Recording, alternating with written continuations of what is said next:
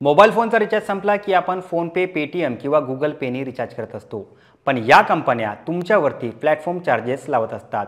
जसं की आपण ₹349चा रिचार्ज केला तर तुम्हाला अधिकचे 1-2 रुपये मोजावे लागतात. पण आजच्या या व्हिडिओतून आपण एकही रुपया प्लॅटफॉर्म चार्जेस न देता नेमकं रिचार्ज कसा करायचा याची सविस्तर माहिती जाणून घेणार आहोत. नमस्कार, मी सलमान शेख आणि आपण पाहताय एबीपी माझा.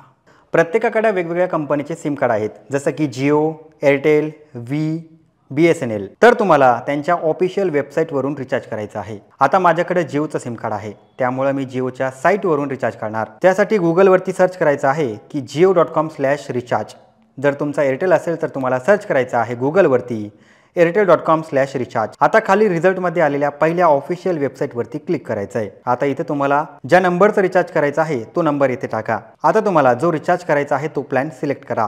त्यानंतर तुमच्यासमोर पेमेंट करण्यासाठी अनेक ऑप्शन आले असतील, पण तुम्हाला डेबिट किंवा क्रेडिट कार्डनेच पेमेंट करायचं आहे. आता तुमच्या कार्डची माहिती भरा आणि एकही रुपया प्लॅटफॉर्मचे चार्जेस न देता रिचार्ज करून घ्या. तुम्हाला ही माहिती कशी वाटली आम्हाला कमेंट करून नक्की कळवा आणि जास्तीत जास्त लोकांपर्यंत हा व्हिडिओ शेअर करा आणि पाहत रहा एबीपी माझा.